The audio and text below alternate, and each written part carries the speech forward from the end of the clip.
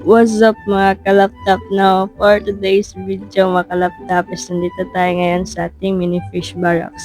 Kasi nga, New Year, so new approach tayo sa ating YouTube channel mga kalaptop, no? Kung paano tayo mag voice over dito kasi kapag mag voice over kasi tayo mga kalaptop is ma-minimize natin yung minutes natin dito sa pagbibideo.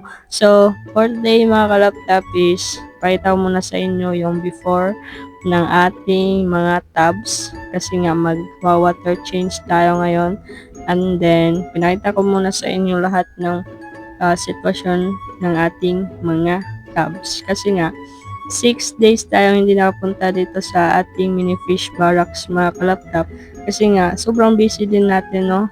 So wala tayong time sa ating mga isda at saka wala silang pagkain na supply.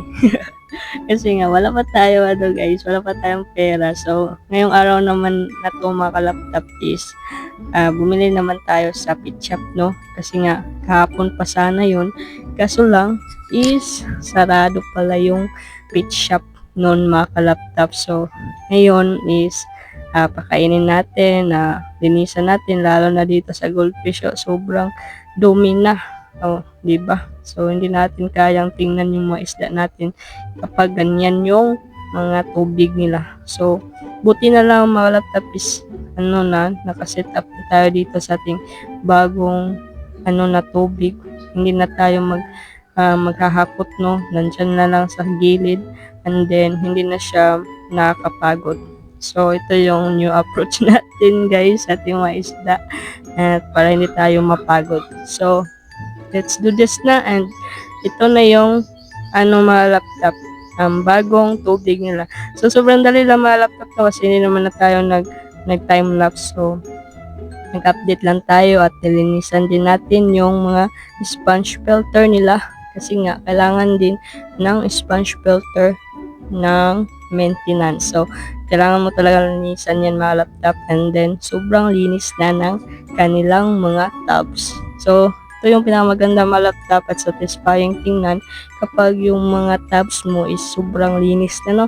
And then yung mga isda mo is sobrang happy na din kasi nga malinis na yung mga tabs nila. So yun lang siguro mga kalaptop, at nalinis na din natin yung sa goldfish, no? Sobrang dumi naman nun ng goldfish. So okay na, and then pakainin na natin to mga laptop. Ito yung bagong bili natin na Koi King. So sa Koi King mga laptop, no, 20 each lang yan, tatlo yung binili natin. So yan, okay na yan sa ating mga koi at sa goldfish, and then sa muli din, no, kasi nga Koi King din yung pinapakain natin sa muli natin. So ayun, tatlong kutsara ng Koi King yung sa koi natin, at saka sa goldfish naman is half lang sa kutsara, no, kasi hindi naman nila yan maubos. And then sa muli naman mga kalaptop is half lang din ng kutsara. So muli kasi is malaki yung baba nila, so kailangan talaga nila na malaki din yung pagkain. So kayang-kaya naman nila yan ubusin mga kalaptop. So ayan, okay na sila lahat mga kalaptop, bigyan na natin sila ng pagkain. So ayun lang mga kalaptop, salamat pala sa panood, and don't forget to like, share, comment, and subscribe.